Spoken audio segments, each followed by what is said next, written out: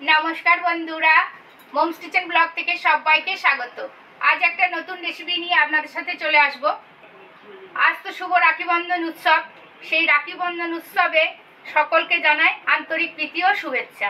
বন্ধুরা, রাখি বন্ধন উৎসবে ভাইরা বোনেদের, বোনেরা ভাইদের সাথে মিলিত হয়, এবার রাখি বন্ধনে আবদ্ধ হয়। তাই বড় বৌমা মানে ক্যামেরাম্যানের ভাই রাখি আসছে, ক্যামেরাম্যান রাখি পরাবে, আর ছোট বৌমা গেছে বাপের বাড়ি ভাইকে রাখি পরাতে। ছোট বৌমাকে সেই জন্য দেখতে পাচ্ছেন না, কিন্তু একটা নতুন রেসিপি আপনাদের সাথে নিয়ে আসছি, সেটা হলো লাল লাল চিকেন কষা। লাল লাল চিকেন কষা বানানোর জন্য সব তো জোগাড় করে নিয়ে রান্নাঘরে চলে এসেছি। এবার সেটা কিভাবে বানাবো পুরো পর্বটাই দেখতে হলে আমার সাথে থাকবেন, আশা করি খুবই ভালো লাগবে। আর আজকের দিনে আপনারা আমার সাথে থাকলে আমার খুব আনন্দ হবে গল্প করতে করতে রেসিপি শেয়ার করতে। আসুন কিভাবে বানাই দেখতে থাকুন। সবকিছু জোগাড় করে চলে এসেছি, গ্যাসটা অন করে দিচ্ছি।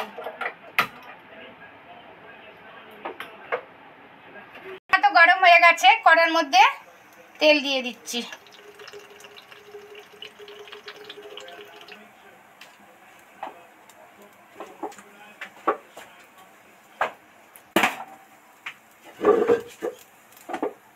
তেল তো গরম হয়ে গেছে, আলুগুলো আস্তে আস্তে ভালো করে ডিপ ফ্রাই করে ভাজবো, তার জন্য তেলের মধ্যে একটু লবণ দিয়ে দিচ্ছি।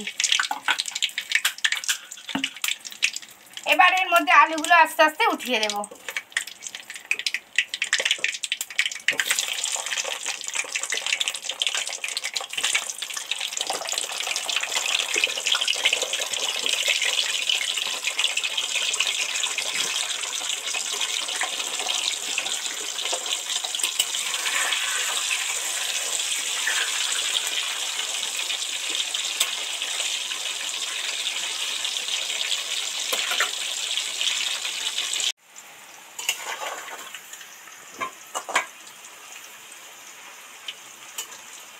আলুগুলো এই গাগুলো কুঁকড়ে কুঁকড়ে গেছে, মোটামুটি ডিপ ফ্রাই করে ভাজা হয়ে গেছে। এবার তেল থেকে ছেঁকে উঠিয়ে নেব।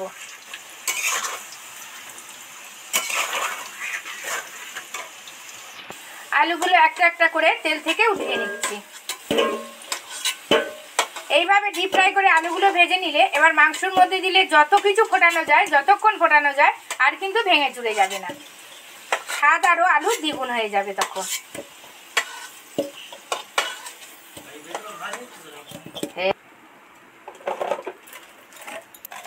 কালার হওয়ার জন্য তেলের মধ্যে একটু চিনি অ্যাড করছি।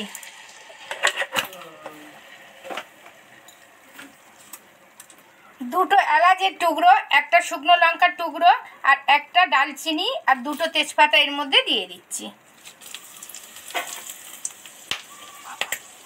লঙ্কা আর এলাচ সবসময় একটু ফাটিয়ে দেবেন, নাহলে কিন্তু চোখে মুখে ঠিকরে আসবে।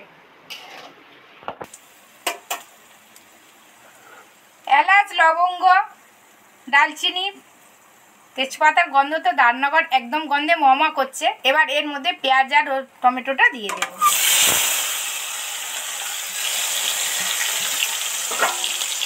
দিয়ে ওই তেলের মধ্যে টমেটো পেঁয়াজের মধ্যে একটু লবণ দিলে তাড়াতাড়ি সবটাই ভাজা হয়ে যাবে।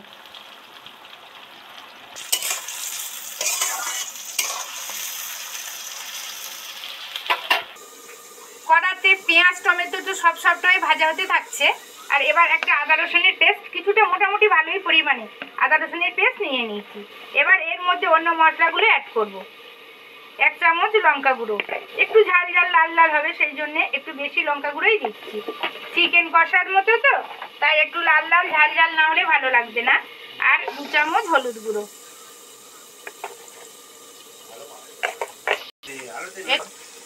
একটু জিরে ধনে মরিচ গুঁড়ো। এবার এতে একটুখানি জল দিয়ে দেব। এতে সামান্য একটু জল দিয়ে ভালো করে একটা মিশ্রণ তৈরি করব।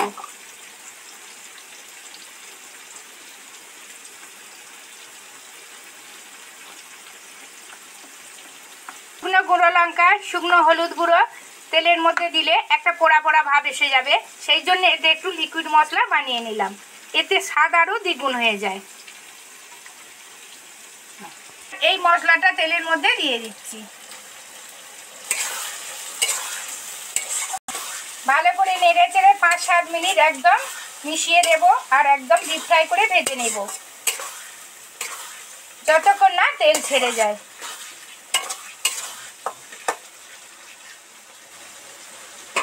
এদিকে আমাদের চিকেন যদি বানাতে হয় তাহলে ঠিক এইভাবেই মশলা বানিয়ে নেবেন।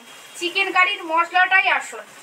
এই মশলা থেকে গ্রেভি বানাবো, গ্রেভিটাই খেতে ভালো লাগবে। সেই জন্য যতটা মশলা ভালো করে ধরে ধরে কষে মানে গ্রেভিটা সুন্দর করা যায়, তার জন্য একটুখানি কেয়ার করবেন, যাতে না পুড়ে যায়, যাতে না ধরে যায়, আর মশলাটা ঠিকঠাক যেন ভাজা হয়।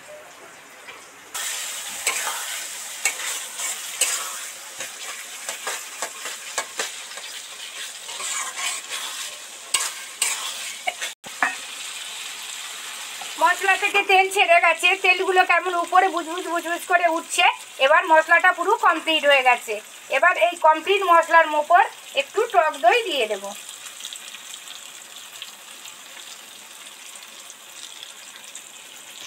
আগে কোনোদিন মশলার সাথে টক দই দেবেন না, কারণ টক দই দিলে একটা জল জল কেটে যায়, মশলাটা ঠিকঠাক ভাজা হয় না। সেই জন্য মশলা ভাজার পরেই টক দইটা অ্যাড করলাম। দেখুন কেমন এবারে কালারটা এসছে, যেটা পুরো চেঞ্জ হয়ে গেছে।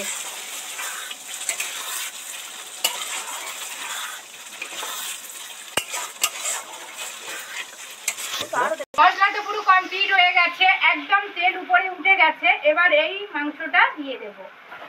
ভাবে ধুয়ে জল ঝরিয়ে রাখবেন, দেখবেন টেস্ট আরো দ্বিগুণ হয়ে যাবে। এবার মাংস এই গ্রেভির মধ্যে দিয়ে দিচ্ছি।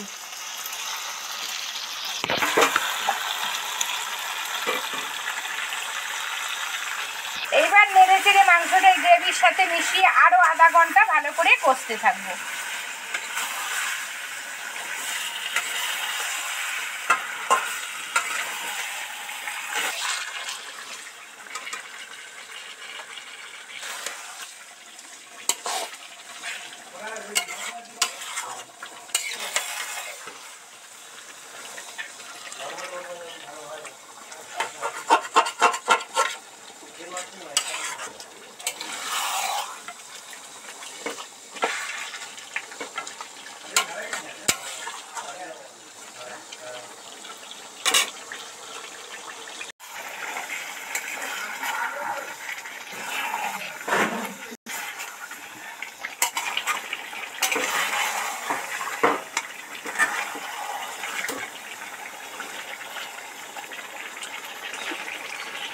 আস্তে আস্তে আস্তে কষা কমপ্লিট হচ্ছে, মানে কষতে একটু টাইম লাগবে, তাই ধীরে ধীরে উল্টে পাল্টেই কষছি। দেখুন, আপনারা থাকুন, আমার সাথে থাকুন, দেখবেন কেমন বানাই। ওমা বলো, সবে হাফ কষা হয়েছে, তা মনে হয়ে গেছে। কি গন্ধ বেরোচ্ছে, গন্ধ। ঠিক এইভাবে ধরে ধরে মশলা গ্রেভি বানিয়ে যদি মাংস রান্না যায়, আরও মানে দারুণ টেস্টি হবে। এ তো সবে শুরু, এখনো শেষ পর্যন্ত দেখো বাবু, আর আমার বন্ধুরা তো দেখছে। ওই তো খিদে পেয়ে যাচ্ছে।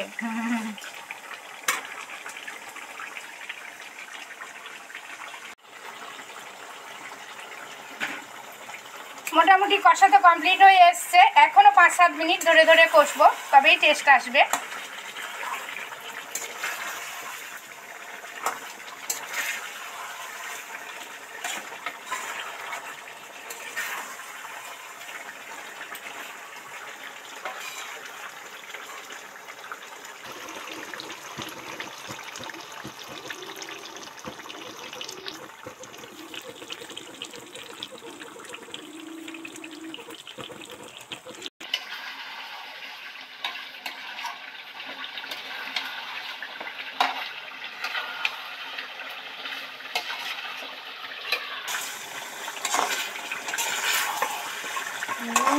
কি খুশবু।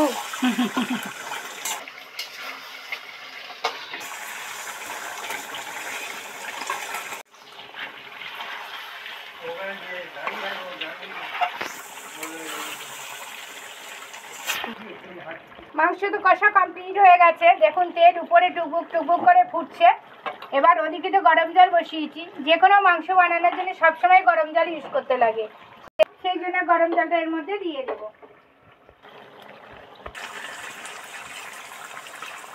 অল্প পরিমাণে গরম জল দিয়ে দিলাম, কারণ চিকেন তো কষতে কষতেই একদম সফট সফট হয়ে যায়। আর গ্যাসে সবসময় অল্প জলে রান্না করবেন, তাতে ভালো টেস্ট আসবে।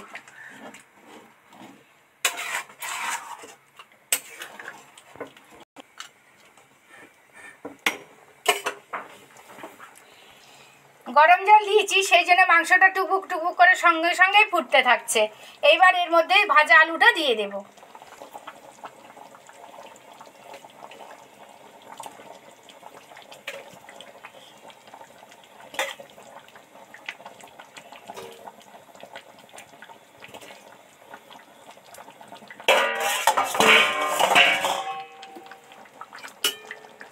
অনেকে মাংস রান্না করেন শুধু আলু দেন না, শুধু মাংস করেন, কিন্তু আলু দিয়ে বানিয়ে খাবেন, দেখবেন এই আলুটা মাংসের থেকে বেশি টেস্টি আসবে, আর সব মেম্বাররা চেয়ে চেয়ে খাবে।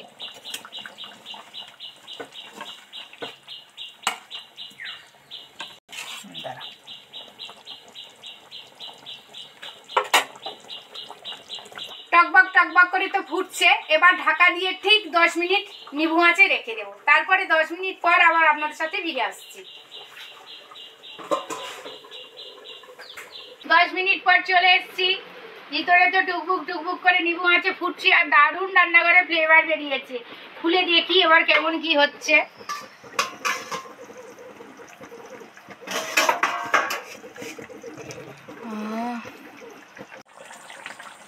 কমপ্লিট তো করেই ফেললাম। ভিতরে টুকবুক টুকবুক করে একটু জোরে জাল দিয়েছি, ফুটছে।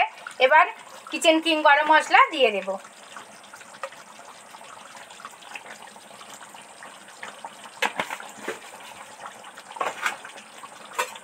দিয়ে সামান্য নেড়ে চেড়ে ঢাকা দিয়ে রেখে দেব।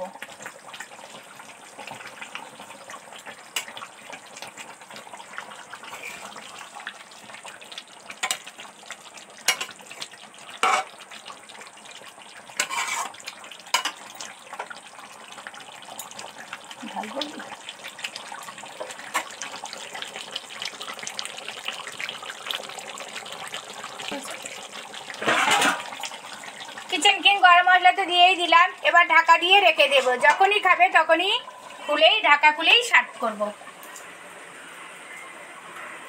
আজ তো বললাম রাখি বন্ধন উৎসব। রাখি বন্ধন উৎসব দিনে আপনারা ভ্রাতৃত্বের বন্ধন হোক আর বন্ধুত্বের বন্ধন হোক, কোনোদিন কোনো মানে ঝগড়াঝাটি বিবাদ না করে সবাই একসাথে মিলিত হবেন। দেখবেন নিজেদের মনটাও ভালো থাকবে আর নিজেরাও শান্তিতে থাকবেন। ভালো থাকবেন, সুস্থ থাকবেন, সাবধানে থাকবেন। নমস্কার, ধন্যবাদ।